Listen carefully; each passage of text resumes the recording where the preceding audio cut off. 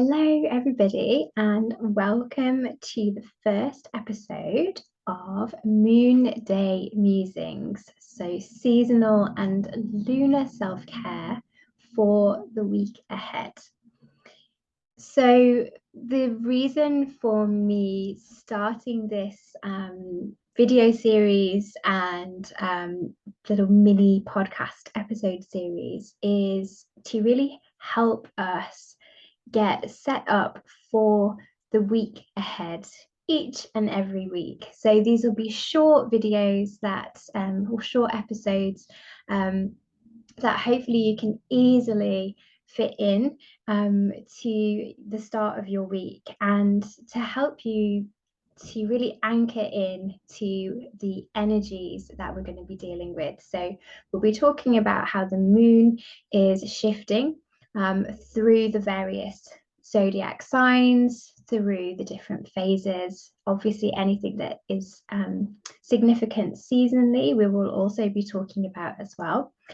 I'm going to be bringing in anything that I feel is helpful or inspiring. So I will pull some, perhaps like an oracle card for the week, or share any maybe artwork that I'm doing or journaling practices. So yeah, that's the idea, is to meet on a Monday, on a moon day, and just anchor in to the week ahead. And hopefully this will give you an idea of how powerful and magical it is to begin to work with our cyclical selves. So noticing how different each and every week is, noticing how the various energies affect us, and really starting to get a sense of how you personally interact with the moon phases, with the seasonal changes, with the various bits of astrology that are taking place. Okay, so the reason, it's a good place to start. The reason that I have called this series Moonday Musings is that the different days of the week are ruled by different planets, and Monday is ruled by the moon. And I have always really loved to have Mondays as my day off because they've always felt intuitively like a day for a little bit more quiet, a day for reflection, a day for kind of getting myself sorted really for the week ahead. And it's interesting, isn't it, when we look at our kind of generalized weeks, Monday is always that day of back to work, and it can feel, I feel there's a resistance to that because of that quality of the moon ruling this day. Now, I'm not saying that we can change our job necessarily. We can't all just say, well, that's it. Now I know that the moon rules Monday, then I'm not going in. As I mentioned in a previous video, we have to be skillful and realistic with what we're learning about cyclical living. So we're thinking of how can I add things in now that I understand that, or how can I slightly adapt and change things now that I understand the energy that is at play. I wanted to explain, so that is why they are called, it's called Moonday Musings. So today is the 3rd of October. So we're right at the start of a brand new month. And the first thing that I wanted to share with you, which I was speaking about in my women's circle on Friday night, is I really, really like at the start of each month to create a little mood board, if you like, or a journal spread in my diary. And the reason that I like to do this is it helps me to stay really connected to the energy of that month and my intentions for that month. So I will try and actually do this on a moon day, on a Monday, when I've got that time in my office. So I like to sit down and kind of cut up old magazines, or I might have been collecting things the previous month, writing things down, certain events or certain books to read or podcasts to listen to. And then I create almost like a collage in my diary, and it just helps me to get all my ideas and intentions down on paper. And then as I am moving through the rest of the month and I'm looking back at my diary, booking clients in, or, putting events in, I've always got that journal spread at the very start to look at, and it just helps me remember, oh, that's right, I really wanted to slow down a little bit more this month, or oh, that's right, we've got these intense lunar things happening. So I will, those of you that are watching me on the videos, so I'm going to show you the one that I've just done for October. And then those of you listening to the podcast episode, just know that you can come over to YouTube and have a look at this. Okay. So first of all, this is my very exciting Filofax, which is, I bought this for myself last year, and it's a plastic cover and then it's filled with sequins. So it's just delightful. But what I liked about the binder, the Filofax, is that I can create my own diary. So obviously I've got all of the important stuff, or the calendars and everything, but I wanted to be able to put in these blank pages so that I could do these montages, collages, mood boards every month.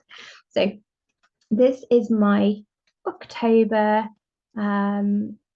journal spread. So I've had a lot of fun today with my witchy stickers, because of course we are kind of moving soon into Samhain season. I've put in what the moon is up to here. This quote I found a few weeks ago, so I've kept that in the back. There's this really lovely envelope at the back of the Filofax where you can squirrel things away till you need them. And then, as I said, there's reminders to myself. So I've put here a really beautiful picture of porridge and the word nourish, to really remind myself that this is the month. This is the time for really starting to take care, even more so with nourishing and making sure I've got enough energy via food. And I've got put something in there about kind of the coziness of this time of year, like fairy light and snuggly socks. And then over here it's very witchy. So there's a really lovely illustration of a girl in the forest cooking up something in her cauldron. And then the other thing that I put here, this really nice photograph of a woman outside in nature in autumn with all the autumn leaves, and I've put a little message to myself of be present, because I look forward to this time of year so much. I love October. I love this change of the seasons, and it always goes really fast. So I just want to make sure that I'm slowing down enough and really being present and mindful and making the most of getting outside and enjoying all these beautiful colors. And then I've put some notes here, things to do. Plants bring bulbs. So my mom's coming around next week and we're going to do our bulb lasagna that we did last year. It was such a delight doing that, and then just seeing all these beautiful things popping up around kind of February, March. I also want to go and buy some more plants for my winter garden, so lots more kind of winter violas and pansies and cyclamens, which we'll be doing next week as well. So yeah, anyway, I hope that gives you an idea of the kind of thing, if you want to, that you can do. So, a mood board is perhaps too big a task every month to do, but I like working small like that. It doesn't take me very long, and it's just a really nice way to be present to the energy of the season or that particular month. So today, as I said, October 3rd, so the start of a new month, and today we're actually in the first quarter moon phase. So We had the new moon, we've had the waxing crescent moon, and then we've arrived at this point now where if you're able to look up and see the moon later on, then it will have that beautiful yin yang. So half lit up and half in darkness. So the first quarter moon, when you're working with the lunar cycles and your intentions, this is a really nice time to just check back in with your new moon intention. So the new moon in Libra and what you kind of connected with and the intentions that you made. So this is the time to kind of check in and just say to yourself, like, how is all of that going? Have I even remembered what my intentions were? Am I honoring them? How is this Libra season treating me so far? Also, from this point onwards, in terms of the lunar cycle, then we start to really go now into that building energy towards the full moon. So we've got a full moon in Aries on Sunday this week. So I always say to people that week or the few days leading up to a full moon, it can be intense as the energy builds.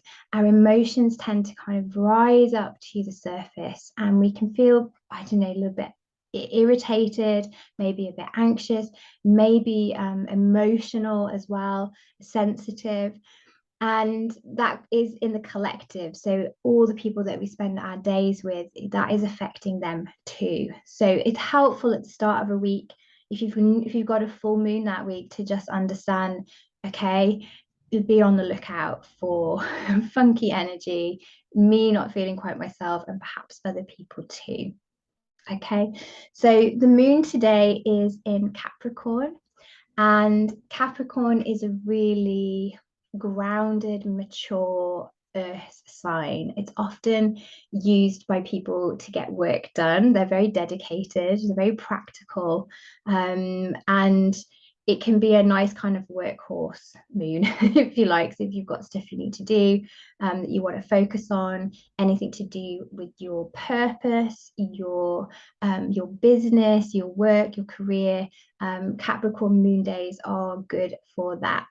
They're also really nice days for honoring our kind of inner elder, our wise woman.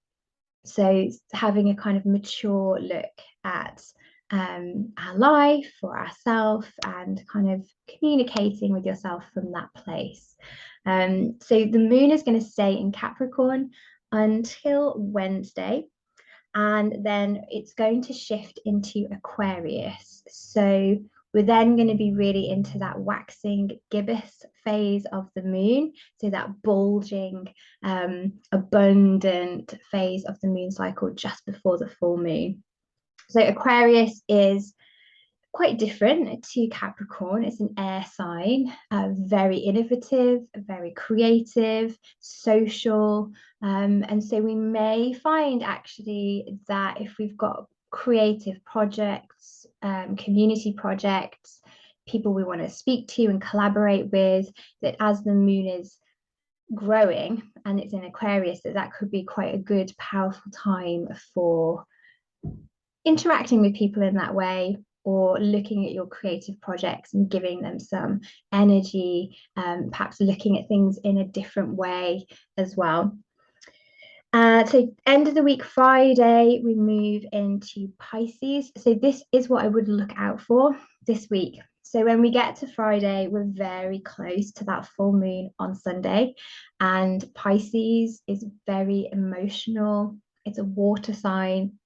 It can bring up stuff, it can make us feel quite sensitive, and it's quite an introverted inward sign as well. So I would really watch out for Friday and Saturday with that waxing gibbous Pisces moon, and just make sure that you've got plenty of time and space to just kind of claim your energy back, maybe retreat a little bit. Perhaps using essential oils to support emotions, like rose or bergamot can be really nice, jasmines and lang-ylangs. So just support the heart and pay attention to how you are feeling. And then we've got an interesting shift then from the Pisces water ending at the bottom of the body with the feet. So Pisces rules the feet, and then we shift into the fire of Aries on the Sunday and the full moon. And I always find that shift between Pisces and Aries challenging. Yeah, because you've got Pisces ending the zodiac calendar sequence, and then Aries starts it all over again. And it can just feel a little bit like whiplash in a way. It can be a little bit jolting. And then obviously with Aries, full moon in Aries, it's a lot of fire. Aries is very headstrong and sometimes quite feisty.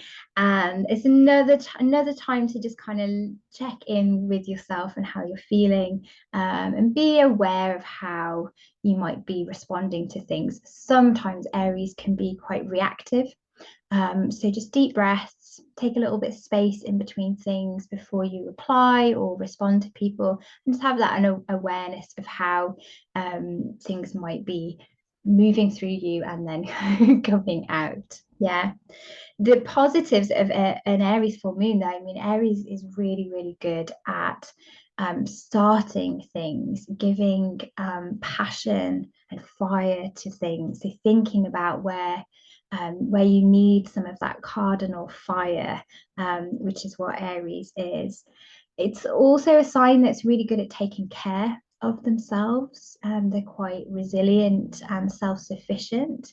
We'll talk about this a little bit more as we get to the full moon, how we can look at that play between the sun being in Libra, sometimes the people-pleasing sign, and Aries being the moon being in Aries, and Aries having that ability to kind of say, look, I think you need to stop giving all that energy away. It's an energy drain to be people pleasing. You know, what do you want? What's important to you? What are your boundaries?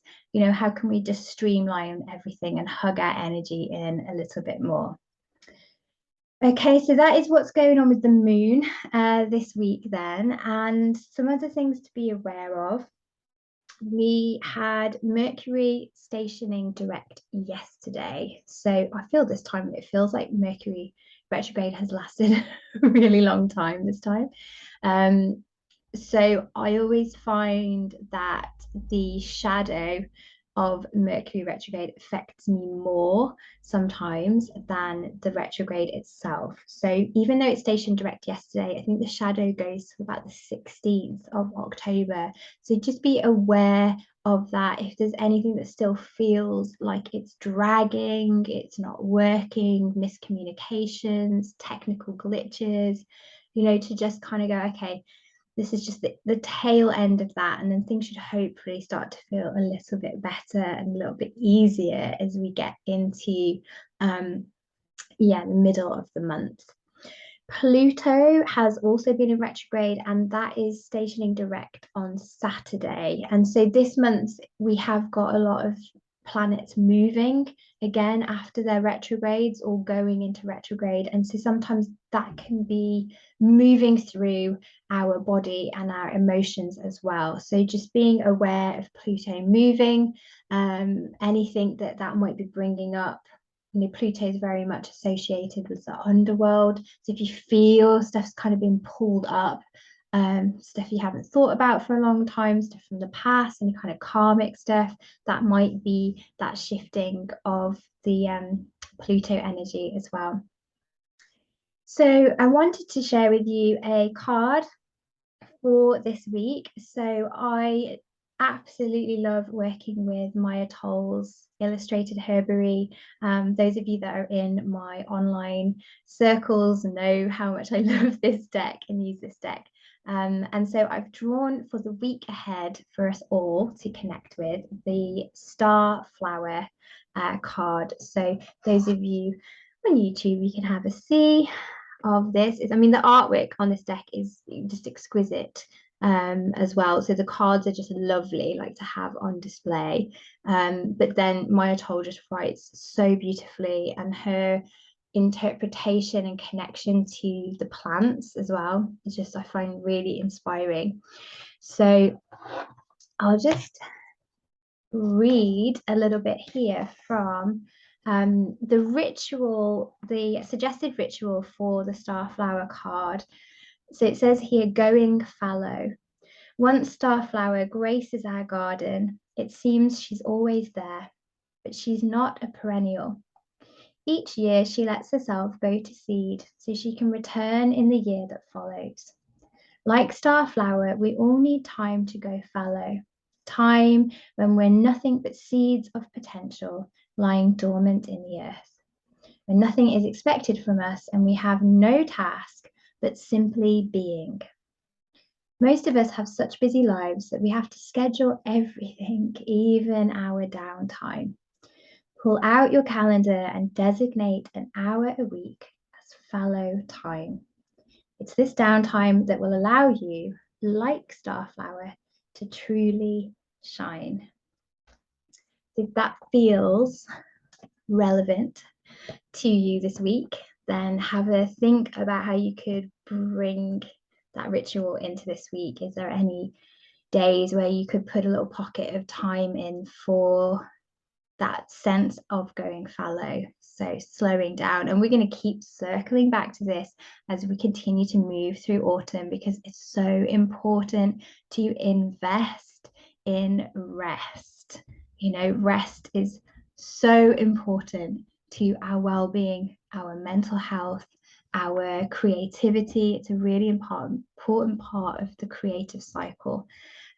So I will leave you on that note. I hope you have enjoyed this first Moonday Musing episode. And as always, I love to hear back from you. Anything you've connected with, anything you've resonated with, any questions, suggestions, all of that goodness.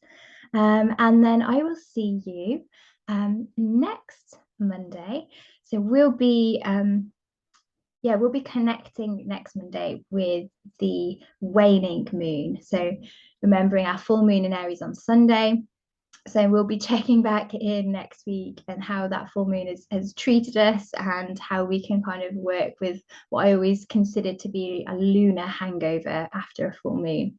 All right, so take good care of yourselves, and I will see you next week. Thanks, everybody.